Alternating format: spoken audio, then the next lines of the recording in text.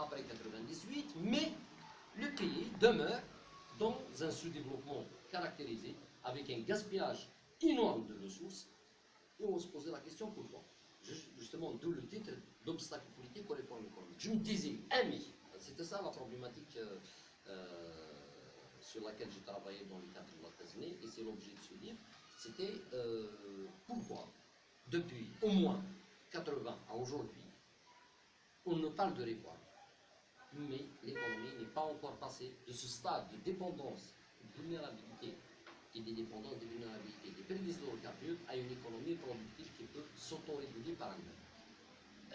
Déjà le problème, il est fondamentalement politique. C'est la nature du régime, en fait, qui est incompatible avec l'émergence d'une société autonome qui crée par elle-même ses propres richesses. Dès que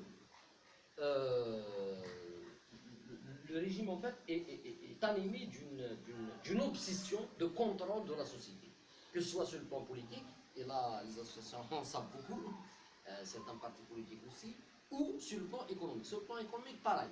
Ils ne veulent pas avoir une société autonome. Très bien. Si vous voulez, je vais faire un peu d'historique des différentes actions menées par le régime. C'est le seul qui mène la danse à présent, sur le plan purement économique. Au lendemain de l'indépendance, nous avions hérité d'une économie qui était relativement inégalitaire et très déséquilibrée, dans le sens où, quand la France est venue en Algérie, nous avions eu un certain colonialisme très dur, ce qu'on appelle une colonisation de peuplement, contrairement au protectorat, etc. Donc la France avait considéré carrément ce territoire comme étant français, et c'était une économie qui répondait beaucoup plus aux besoins de l'économie française qu'aux besoins de la population locale. Au lendemain de l'indépendance, on s'est retrouvé avec une économie, comme j'avais dit, complètement dominée par le secteur agraire. C'était l'enjeu principal de la colonisation, sa propriétaire, dans laquelle on parlait d'un dualisme. En économie, on parle d'un dualisme lorsqu'on a deux secteurs ou deux sous-secteurs entre lesquels il n'y a aucune complémentarité. Et effectivement, quand on regarde un peu les caractéristiques de l'économie coloniale, on se retrouverait avec un secteur agraire dans lequel il y a deux. Le premier, c'était, tout le monde s'en rappelle, c'était une agriculture très développée, très mécanisée, très productive, qui était destinée essentiellement à l'exportation. Et nous avions ce qu'on appelle une économie de subsistance, c'est-à-dire l'économie qui était vivière, exactement, qui était contrôlée par la population autochtone, qui était complètement délaissée, sous-développée, non mécanisée, et donc la production suffisait à peine à satisfaire les besoins de la population locale. D'ailleurs, on a connu des famines, on a connu, vous vous en souvenez normalement. Exactement. Donc c'était un peu on avait une sous-industrialisation parce que la France n'avait pas intérêt à industrialiser le pays pour ne pas concurrencer la métropole. Et nous avions aussi une sorte de dépendance totale de la métropole sur le plan économique et commercial. Très bien. Au lendemain de l'indépendance, tout le monde était content. On pensait, normalement, maintenant, en changeant le mode de production, d'ailleurs c'est l'une des premières actions et l'une des actions sur lesquelles pratiquement toute l'élite et la société étaient d'accord, c'était la non-adoption du système capitaliste comme mode de production.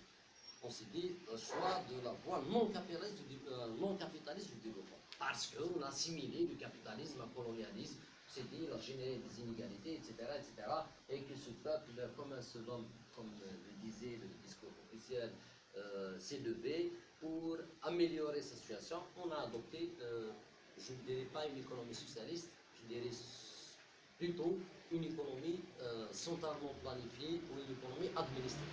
Parce que ce qui a été appliqué par Bruegel à l'époque, ce n'était pas du socialisme quand on regarde le socialisme dans sa véritable nature, ou sur le plan théorique. Marx, il était vivant en 62, le socialisme moyenné, c'est plutôt une gestion bureaucratique de l'économie plutôt qu'une économie socialiste. On y reviendra s'il faut sur cette question. Mais en tout cas, à l'époque, peuple, comme ceux qui l'ont gouverné, étaient relativement d'accord pour rejeter le capitalisme comme mode de production parce que, comme j'ai dit, il est assimilé au colonialisme. D'ailleurs, il est significatif de constater que la plupart des partis ou des organisations qui ont été créées à cette période-là étaient socialistes. FFS, PRS, l'organisation. Oui. Il n'y avait que Ounas qui a fait des réserves Choulia, Fahad Abbas qui avait dit, d'ailleurs, à une autre anomalie, justement, parlant de cette période, on parlait de socialisme spécifique. ليش السوسياليزم spécifique un socialisme conforme aux valeurs islamiques. Ce qu'a dit Farhad Abbas dans une célèbre phrase, il faut associer Dieu et diable dans un même panier. Très bien. Mais معليش, on a plus ou moins bricolé. Mais, donc la période née de 62 à 66, c'est une période de flottement. On comprend très bien que le régime venait de s'installer, l'État ne contrôlait pas toute l'économie et qu'il n'y avait pas unanimité sur la nature du régime. Il faut dire que le groupe Moujda s'est imposé avec Moujda, etc. Ils ont fait le... Bon, il y avait un mouvement quand même assez important et je crois que peut-être il y aura certains, j'ai eu la surprise la dernière fois à Bouira de constater qu'il y avait certains, c'est ce qu'on appelle le mouvement d'autogestion. Les paysans se sont auto-organisés, spontanément, et ils élisaient démocratiquement les comités de gestion pour continuer la production. On était dans l'euphorie de la guerre, la libération, et tout ce que vous voulez. Et la preuve, quand on regarde les statistiques par rapport à la période de 62 à 66, la production agricole, contrairement à ce qu'il devait avoir, n'a pas baissé. Le million d'Européens qui contrôlaient l'essentiel de l'activité économique et politique du pays ont quitté, et pourtant la production n'a pas baissé. Il y avait cet acharnement, cette auto-organisation de la société. Le régime a tout de suite compris, le régime de Bebella a tout de suite compris que ce mouvement pouvait lui être fatal. Donc tout de suite, on a envoyé des commissaires politiques du FLN pour contrôler, des fonctionnaires pour contrôler ces comités de gestion, ce qui explique après, on a eu la chute de la production par la suite, à partir de 66. Très bien. 65, Boumediene arrive au pouvoir, après un coup d'État, c'est pas un redressement révolutionnaire, enfin officiellement ça a été dit ainsi, mais bon, ce n'est pas le cas, ça n'a rien de redressement, et on a pensé à ce qu'on appelle la stratégie algérienne de développement. On avait développé une idée, disons que pour que le pays puisse arriver à